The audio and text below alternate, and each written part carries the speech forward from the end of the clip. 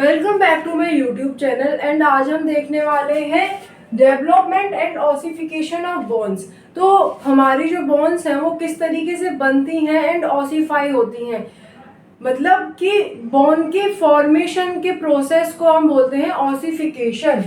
Ossification the natural process of bone formation. Okay, अब हम देखते हैं कितने टाइप्स के ऑसिफिकेशन प्रोसेस होता है।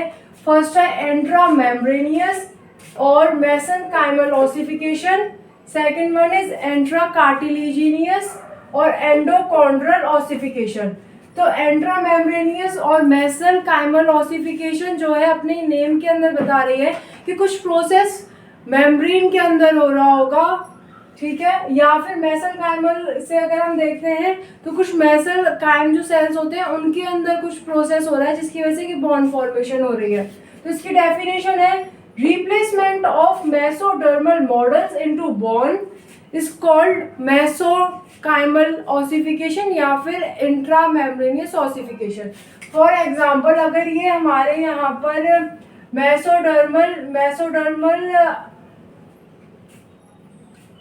मेसोडर्मल मॉडल्स प्रेजेंट हैं, ऑसिफिकेशन जब इनके अंदर होगा तो ये क्या प्रोड्यूस करेंगे, क्या फॉर्मेशन कर देंगे, ये फॉर्मेशन कर देंगे डर्मल या फिर मेम्ब्रेन बोन्स का, मेम्ब्रेन या डर्मल बोन्स का। ओके, अब देखते हैं सेकंड क्लासिफिकेशन हमारी है इंट्रा कार्टिलेजिनियस या फिर एंडोकॉन्ड्रल ऑसिफिकेशन। सेम इसमें भी बताया जा रहा है कि कुछ रिलेशन है कार्टिलेज जो होता है, कार्टिलेज से कुछ रिलेशन है। कार्टिलेज क्या होता है, एक स्ट्रॉन्ग फ्लेक्सिबल कनेक्टिव टिश्यूज होते हैं। फॉर एग्जांपल के हाइलिन कार्टिलेज जो है वो एक तरीके का कार्टिलेज होता है। अब जब कार्टिलेज के अंदर चेंजेस हो और उससे जो हमारी बोन फॉर्म होती है उस प्रोसेस को हम कहते हैं इंट्रा कार्टिलेजिनियस या फिर एंडोकॉन्ड्रल ऑसिफिकेशन। ओके, अब सबसे पहले फिर देखते हैं कि टाइप्स ऑफ सेल्स क्या होते हैं। टाइप्स ऑफ सेल्स होते हैं, 3 टाइप के सेल्स होते हैं, osteoblast, osteoclast and osteocyte. Osteoblast होता है वो रेस्पॉन्सिबल होता है न्यू बोन को फॉर्म करने के लिए। कोई भी न्यू बोन बनती है तो वो वहां पर जो है ऑस्टियोब्लास्ट काम कर रहा होता है और ये प्रेजेंट होता है डीपर लेयर ऑफ पेरिओस्टियम और एंडोओस्टियम के अंदर। पेरिओस्टियम एंड एंडोओस्टियम जो होती हैं ये लेयर्स होती हैं बोन की। ओके, फिर देखते हैं ऑस्टियोक्लास्ट जो है ये जो अनवांटेड बोन्स प्रेजेंट होती हैं हमारी बॉडी में या फॉर्म हो जाती हैं उनको ये जो है रिमूव करता है। फॉर एग्जाम्पल अगर जस्ट सपोज कि एक बोन है उसके अंदर ये हमारी बोन है और इसको ग्रो होना है अभी, तो जो यहाँ पर हमारा मैट्रिक्स प्रेजेंट होता है, जैसे जैसे ये बोन बड़ी होती जाएगी तो मैट्रिक्स का जो एरिया है वो भी तो इंक्रीज होगा। तो मैट्रिक्स को इंक्रीज करने के लिए यहाँ पर जो सेल्स प्रेजेंट होंगे जो बोन को रिमूव कर रहे होंगे वो होंगे हमारे एंडोक्लास्ट सेल्स, ठीक है। तो ये धीरे धीरे बोन को रिमूव करेंगे वहां से एंड जो हमारा मैट्रिक्स का एरिया होगा वो इंक्रीज हो जाएगा, ठीक है। फिर देखते हैं ऑस्टियोसाइट। ऑस्टियोसाइट जो होता है ये मैच्योर बोन सेल्स होते हैं एंड ये प्रेजेंट होते हैं मैट्रिक्स के अंदर, ठीक है। आई होप इतना समझ में आया होगा। अब इसके बाद हम जो है इन दोनों प्रोसेसेस को और अच्छे से समझते हैं विद डायग्राम्स। अब देखते हैं इंट्रा कार्टिलेजिनियस ऑसिफिकेशन के प्रोसेस को। उससे पहले हमें देखना होगा कि सेंटर ऑफ ऑसिफिकेशन क्या होते हैं। 2 तरीके के सेंटर ऑफ ऑसिफिकेशन होते हैं, फर्स्ट प्राइमरी, सेकंड वन है सेकेंडरी। प्राइमरी जो होता है वो बर्थ से पहले प्रेजेंट होता है एंड ये सप्लाई करता है, ब्लड सप्लाई करता है बोन को before the birth. Okay, and secondary जो होता है वो प्रेजेंट होता है आफ्टर द बर्थ। लेकिन इसके अंदर 2 एक्सेप्शंस हैं, 2 ऐसे सेकेंडरी सेंटर ऑफ ऑसिफिकेशंस हैं जो बर्थ से पहले प्रेजेंट होते हैं 9th month of fetal life में। वो है lower end of fever and upper end of tibia, ठीक है। ये सेकेंडरी सेंटर ऑफ ऑसिफिकेशन है बट पहले प्रेजेंट होते हैं। अब देखते हैं इसके प्रोसेस के बारे में कि है क्या, एक्चुअली में होता क्या है। जो हमारा इंट्रा कार्टिलेजिनियस ऑसिफिकेशन है वो कार्टिलेज की उससे होता है, उसके अंदर ऑसिफिकेशन प्रोसेस होता है, बोन जो है वो कार्टिलेज से फॉर्म होती है। तो यहाँ पर हमारा हाइलिन कार्टिलेज जो है उसके अंदर क्या होता है, जो कॉन्ड्रोसाइट सेल्स हैं वो स्टोर होते हैं सेंटर में। यहाँ पर आकर के ये जो सेल्स हैं हमारे कॉन्ड्रोसाइट्स वो सेंटर में स्टोर हो जाते हैं, फिर डाई हो जाते हैं एंड एक्सट्रीमिटीज की तरफ जो है बोन की एक्सट्रीमिटीज की तरफ चले जाते हैं। फिर क्या होता है कि प्राइमरी सेंटर ऑफ ऑसिफिकेशन मतलब कि बर्थ से पहले वाला जो सेंटर ऑफ ऑसिफिकेशन है वो इसके अंदर आता है and osteoblast involve primary centre of ossification in second और third month of fetal life.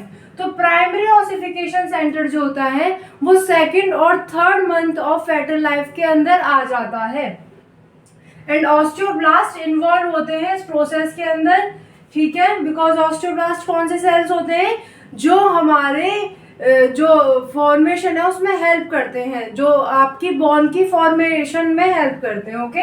अब देखते हैं सेकेंडरी जब सेंटर ऑफ ऑसिफिकेशन आता है तो यहाँ पर मेडुलर कैविटी भी फॉर्म हो जाती है। Spongy bone in diaphysis is broken down by the osteoblast and medullary cavity form हो जाती है जब हमारा सेकेंडरी ऑसिफिकेशन सेंटर आ जाता है।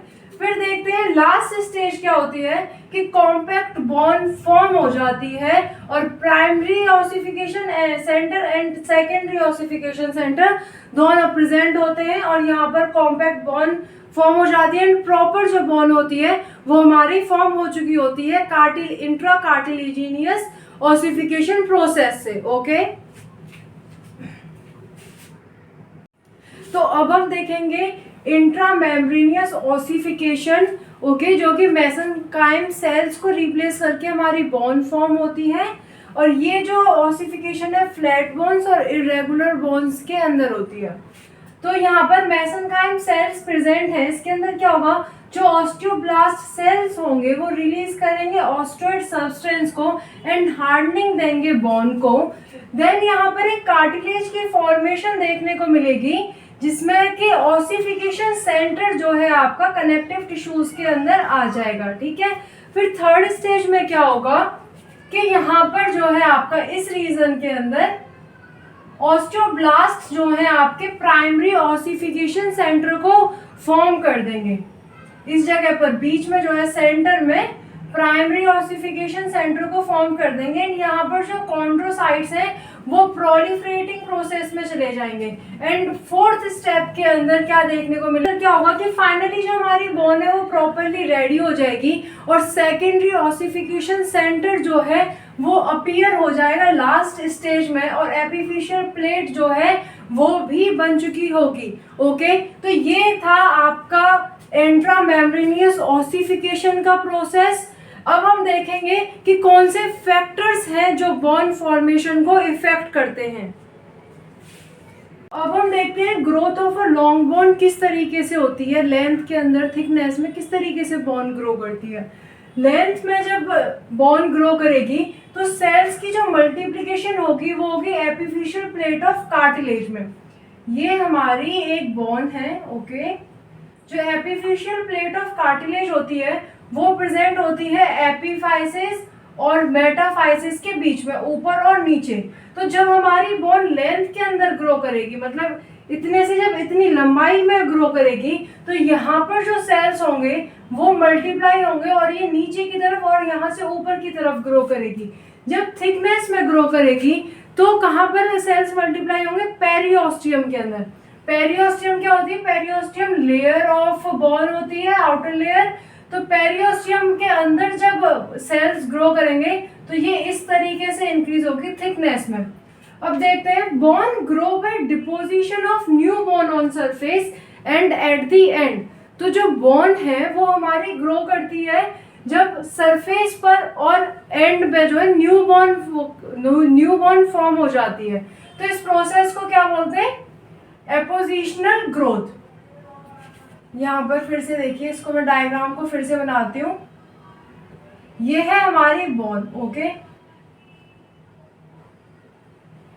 जो ऑस्टियोब्लास्ट सेल्स होते हैं वो बोन फॉर्मेशन सेल्स होते हैं। तो जब इसके ऊपर लेयर पर लेयर इस तरीके से न्यू बॉर्न की फॉर्म होगी नीचे की तरफ और ऊपर की तरफ, तो ये क्या है, न्यू बॉर्न फॉर्म हो रही है ना, तो इसी प्रोसेस को बोलते हैं appositional growth. Bone grow by deposition of new bone on surface and at the ends. This process of bone deposition होने को, ऑस्टियोब्लास्ट सेल्स के डिपोजिशन होने को बोलते हैं एपोजिशनल ग्रोथ। ओके, अब यहाँ पर जो शेप है हमारी बॉर्न की, जो शेप है अगर वो अनवांटेड हो जाए, हमें वैसी शेप नहीं चाहिए, या फिर कुछ ऐसा प्रोसेस है जिसमें हमें बॉर्न को जो है कट करना है, जैसे कि ये हमारी बॉर्न है, यहाँ पर बीच में क्या होता है, मैट्रिक्स प्रेजेंट होता है। अब जैसे जैसे बॉर्न ग्रो होगी तो वहां पर हमें क्या चाहिए कि मैट्रिक्स का एरिया भी ग्रो हो।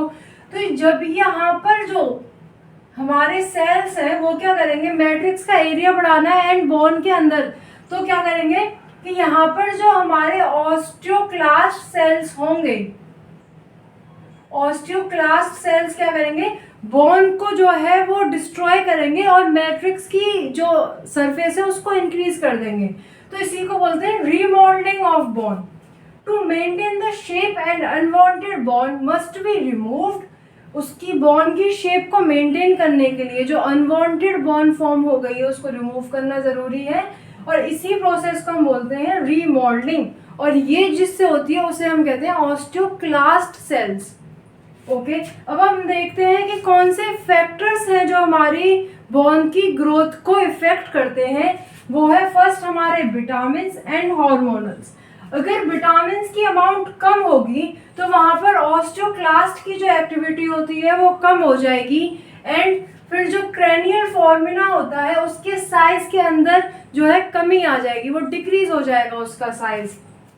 एंड विटामिन जो होते हैं वो जरूरी होते हैं एब्जॉर्प्शन में कैल्शियम एंड फॉस्फोरस के लिए।